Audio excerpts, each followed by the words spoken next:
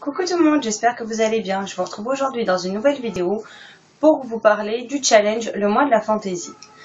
Donc à l'approche des Imaginales qui auront lieu à Épinal du jeudi 18 au dimanche 21 mai je crois, ou lundi 22 je sais plus, Piketty Booking a décidé d'organiser le challenge Le mois de la fantaisie, vu que c'est un festival de l'imaginaire.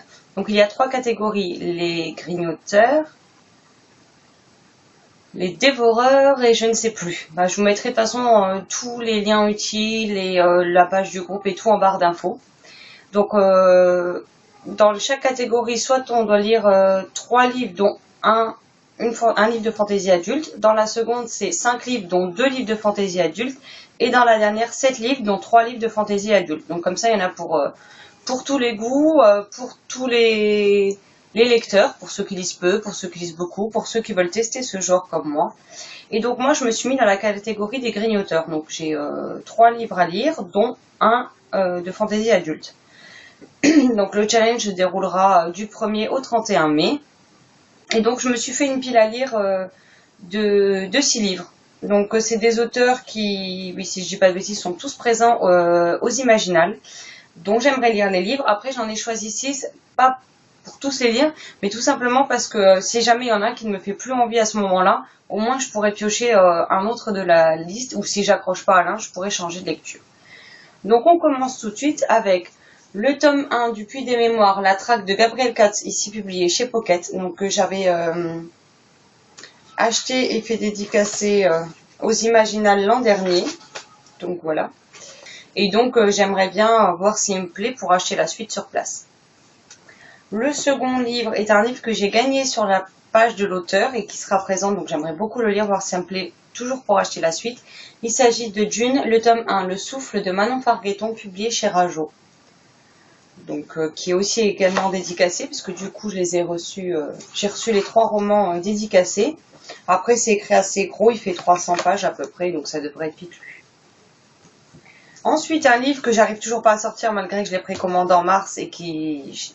il me tarde de le lire, donc vu que c'est de la fantaisie jeunesse, je l'ai mis dedans. Ah oui, j'ai oublié de vous dire, donc le June c'est la fantaisie jeunesse, le Puits des Mémoires c'est la fantaisie adulte. Donc nous avons L'héritier des Draconis, le tome 1 Draconia de Karina Rosenfeld, publié chez Gulfstream Éditeur. Donc voilà, hein, il fait 320 pages, c'est écrit très gros, donc j'espère enfin réussir à me le caser ce coup-ci.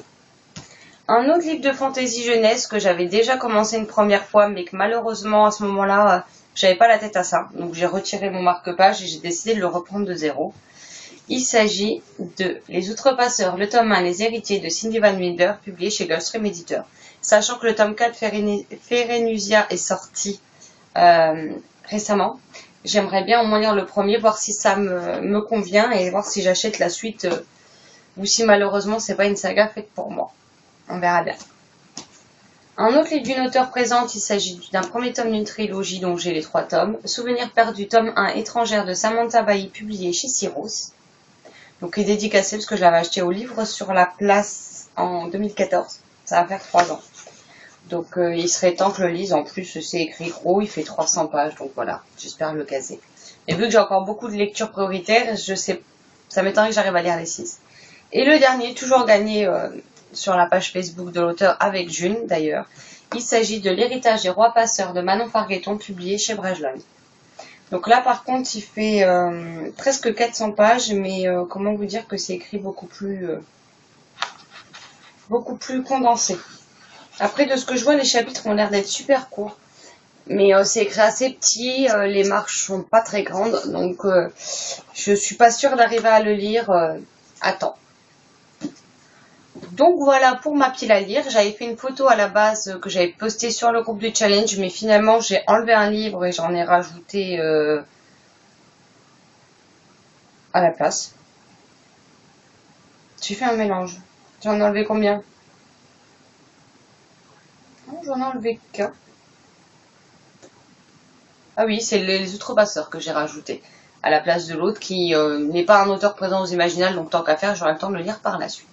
N'hésitez pas à me dire si vous participez, dans quelle catégorie et quels sont les titres que vous avez sélectionnés pour ce challenge. Donc si vous voulez nous rejoindre, toutes les infos sont en barre d'infos. Sur ce, je vous souhaite une excellente journée et de très belles lectures. À bientôt. Ciao, ciao.